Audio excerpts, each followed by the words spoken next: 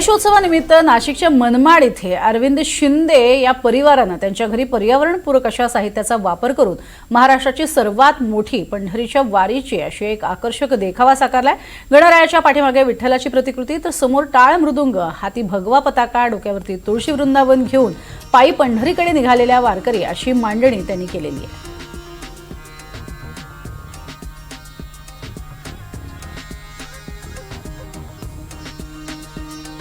पर्यावरणपूरक अशा स्वरूपाचं साहित्य त्यांनी यावेळेला वापरलेलं आहे आणि अशा स्वरूपाचा एक छोटेखानी देखावा त्यांनी तयार केलेला आहे, ज्यात गणपती बाप्पाच्या मागे विठ्ठलाची मूर्ती पाहायला मिळते।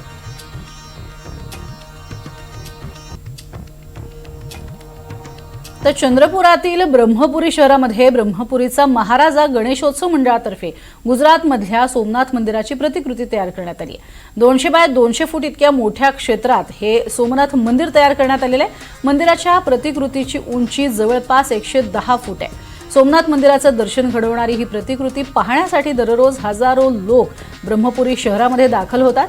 चंद्रपूरसह गडचिरोली, गोंदिया आणि भंडारा या जिल्ह्यातनं देखील लोक मोठ्या प्रमाणात मंदिराची प्रतिकृती पाहण्यासाठी आणि गणपतीचं दर्शन घेण्यासाठी रेघ लावतात।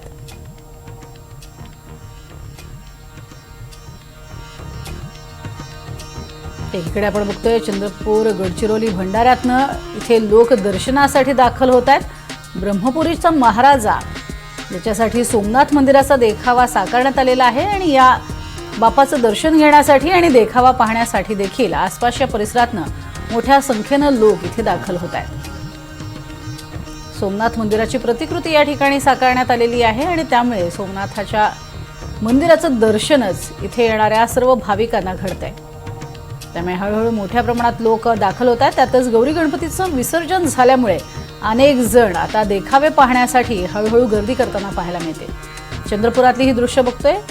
ब्रह्मपुरी शहरामध्ये हा भव्य, दिव्य आणि सुंदर असा देखावा साकारण्यात आलाय।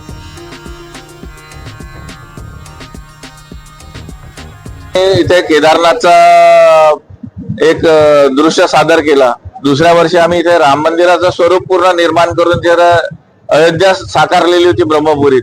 यावर्षी गुजरातचं जे प्रसिद्ध मंदिर आहे सोमनाथ मंदिर, त्याची पूर्ण कलाकल्पना ही आमदार साहेबांच्या कलाकल्पनेतून निर्माण झालेला हा संपूर्ण स्वरूप आहे, जे आपण आज बघत आहोत। इथे दूरवरून लांब लांब छत्तीसगड, आजूबाजूला मध्य प्रदेश, महाराष्ट्राच्या 5-7 जिल्ह्यातले लोक, आजूबाजूचे विदर्भातले सर्व इथे दर्शनाला येतात आणि खूप भावनेने इथे येऊन ते जातात। सर्व लोक आनंदित जातात सर्व, आणि लोकांना हा 10 दिवस एक सण साजरा करण्याचा खूप चांगला सुवर्ण महोत्सव अशा पद्धतीने गणेश उत्सवाच्या माध्यमातून हा इथे जनतेला हे भेटतो, याचा आस्वाद घ्यायला भेटतो।